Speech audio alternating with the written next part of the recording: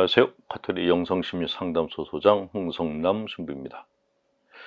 많은 분들이 성경책 그러면 그는 그리스도를 믿는 종교인들만 보는 책이라고 생각들 하십니다. 혹은 좀 일상성이 떨어지는 배타적인 신앙인들만이 보는 책이라고 생각하십니다. 항상 제 성경책을 옆에 끼고 다니는 분들을 보면은 일반인들은 저 사람 좀 세상사와는 멀어진 사람, 좀 이상한 사람? 이렇게까지 보기도 합니다. 자, 그렇다면 성경이 정말 그렇게 종교인들만이 보는 책일까요? 일반 일상생활과는 전혀 관계가 없는 것일까요? 저는 심리학을 공부하면서 그렇지가 않다라는 것을 알게 됐습니다. 성경의 내용은 인생에서 성공하고 싶어하는 사람들은 꼭 봐야 될 교훈들이 담겨 있다라는 것을 심리학을 통해서 본 성경을 통해서 알게 됐습니다. 그래서 오늘은 그 중에 한 가지 성경 말씀 중에서 인생에서 성공하려면 꼭 필요한 말씀 하나를 소개할 겁니다. 성서에 나오는 말씀 중에서 많은 분들이 어떻게 그렇게 살 수가 있어? 라는 의문을 갖는 말씀 중 하나, 이웃사람 사랑하기를 내 몸처럼 하라 라는 말씀이 있습니다. 어떻게 사람이 다른 사람을 자기 몸처럼 사랑할 수가 있을까? 이런 의문, 신앙인들도 갖고 있는 것이죠. 심지어 어떤 분들은 내가 다른 사람을 내 몸처럼 사랑하지 못했다라는 죄책감 때문에 힘들어하시기도 합니다. 그러나 성서에서 주님께서 말씀하신 것은 100% 그대로 하라는 것이 아니라 그런 지향으로 살라라는 그런 말씀이신 것이죠. 그리고 다른 사람을 내 몸처럼 아껴주려고 하는 그 마음이 사실은 인생에서의 가장 중요한 성공 비결이다라는 것을 말씀드리겠습니다. 조지 버튼 애덤스라는 사람이 이런 말을 했습니다. 자수성가한 사람이라 하더라도 사실은 혼자 힘으로 성공한 것은 아니다. 다른 수천 명의 도움이 있었기에 그 자리에 설 수 있는 것이다. 작은 친절을 베풀어준 사람, 한마디 격려의 말을 건네준 사람, 모두가 우리 개인의 성격과 사고방식의 형성에 그리고 성공으로 나아가는 길에 기여하였다라고 말하고 있습니다. 에머슨이라는 분은 이런 얘기를 했죠. 자신이 한때 이곳에 살았음으로 해서 단 한 사람의 인생이라도 행복해지는 것, 이것이 진정한 성공이다 그랬습니다. 이분들의 말처럼 인간관계를 형성한다는 것은 마음과 마음을 주고받는 것이고 그런 관계를 우리는 복음적인 관계다라고 그렇게 이야기를 합니다. 자, 성공이 대물림되고 부자가 더 큰 부자가 되는 경우들이 있습니다. 그런데 그런 사람들을 보면 되게 친구, 인적인 그물망이 촘촘하다는 것을 알 수가 있습니다. 가난하다는 것은, 상대적으로 가난하다는 건 뭐냐? 내가 물질로부터 격리됐을 뿐만이 아니라 나를 더 낮게 만들어줄 수 있는 사람들로부터 떨어져 있다라는 걸 의미한다는 것이죠. 그 성공하고 부를 축적한 사람들은 그를 그렇게 만들어주는 사람들에 의해서 둘러싸여져 있다는 것이죠. 근데 가난한 사람들은 그렇지가 못하다라는 것입니다. 인생의 목표를 달성하는데 머리가 좋거나 타고난 재능이 많거나 현재 지니고 있는 배경이나 재산이 대단하거나 하는 점들은 사실 우리가 생각하는 것만큼 중요하지 않다라고 합니다. 제가 실제로 제가 아는 부자인 분들을 봐도 맞다라는 생각이 듭니다. 돈이 많다 그래서 그 돈 많음이 그 사람의 전부인가? 그거는 아니구나 하는 것을 이렇게 볼 때가 자주 있었습니다. 가장 중요한 것은 혼자서는 안 된다라는 것입니다. 우리는 혼자 힘으로는 멀리 갈 수도 없고 큰 일을 할 수도 없습니다. 그래서 나를 혼자이게 두지 않는 나와 함께하는 사람들을 만나는 것이 굉장히 중요합니다.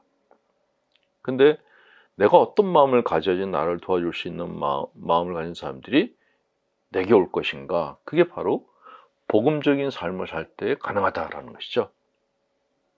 내 이웃 사람 사랑하기를 내 몸처럼 사랑하겠다는 그런 마음을 가질 때 사람들이 나에게 가까이 오기 시작한다는 것입니다.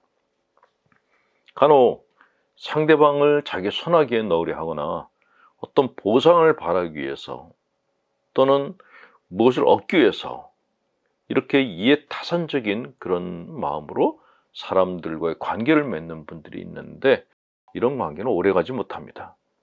그러니까 내가 상대방을 이용할 마음을 갖고 있으면 상대방도 똑같이 나를 이용할 마음을 갖고 있고 서로 이해타산이 안 맞으면 바로 깨진다는 것이죠. 이런 인간관계는 사람을 성공으로 이끌지도 않고 지속적인 관계가 되지도 못합니다. 진정한 인간관계는 어떤 것인가? 다른 사람들이 더 잘 되도록 돕는 방법을 찾아줄 때 그때 진정한 인간적인 관계가 형성된다고 이야기합니다. 내가 받는 것보다 더 많이 주려고 노력해야 된다는 것이죠. 네트워킹이라는 것, 가끔 이 TV 드라마에서 사업에 성공한 사람들이 차가운 계산으로 사람들을 갖다가 이렇게 어떤 사업 과정 이득이라는 견제에서 사람들과 만나고 갈등을 벌이고 하는 그런 일들이 TV 드라마로 이렇게 나타나고 있는데 현실에서는 그런 것들이 불가능합니다. 왜냐하면 그런 사람들은 도태됩니다. 성공하는 사람들은 인간성이 얼마나 중요한 것을 잘 알기 때문에 사람을 잘못 만났을 때 어떤 결과가 오는지를 너무나 잘 아는 사람들이기 때문에 그런 잔머리 굴리는 영악한 사람들은 절대로 가까이 하지 않습니다. 믿을 수 있는 사람, 그런 사람들을 가까이 하려고 그러죠. 네트워킹이라는 것은 작고 비인간적인 것이 아니라 내가 가지고 있는 지식, 자원, 시간, 에너지 모든 감정들을 함께 나누고 다른 사람들에게 가치를 더해주기 위한 지속적인 노력이다. 이렇게 하면 좋은 일들이 저절로 생긴다. 그랬습니다. 그러니까 대인관계에 강한 사람이 비즈니스에도 강하다라는 것이죠. 자, 성공한 사람들을 만나서 이렇게 대화를 해보면 공통점이 있다고 합니다. 어떤 얘기를 하는가? 자기가 어떤 사업을 하는지, 자기가 얼마나 잘나는지 이런 얘기를 하지 않는다 그래요. 하지 않고 성공한 사람들은 대부분 자기가 성공하도록끔 도와주는 사람들에 대한 이야기를 한다고 합니다. 그것이 진정으로 성공한 사람들의 특징이라고 합니다. 성공한 사람들이 이구동성으로 하는 말, 다른 사람을 도우면 그들도 나를 돕는다 라고 한다는 거죠. 이거를 호혜주의라고 하죠. 호혜주의. 내가 다른 사람들에게 베푸는 배려와 관용, 이것이 사실은 인간관계를 형성하는 데 가장 중요하다라는 것이죠. 사람에게는 서로가 서로를 배려주는 배려심이 있기 때문에 무언가 도움을 주려고 하는 행동을 하는 것인데 이런 마음이 진정한 마음으로, 큰 마음으로 나타날 때 그 사람을 성공시켜 주기 위한 사람들이 그 주변에 모인다라고 그렇게 이야기를 합니다. 그러니까 성공한 사람 중에서 복음적인 삶을 사는 사람들이 많은 이유가 바로 여기에 있다라는 것입니다. 자, 폭넓은 인간관계의 장점에 대해서 쓰여진 글이 있습니다. 인간관계를 구축하는 일은 절대 지루하지 않다. 때로는 시간이 걸리고 어쩌면 할 일이 많아지기도 하지만 절대로 지겹지는 않다. 항상 자신에 대해서, 다른 사람에 대해서, 비즈니스와 세상에 대해서 배우게 되며 그 느낌이 얼마나 좋은지는 말로 표현할 수가 없다.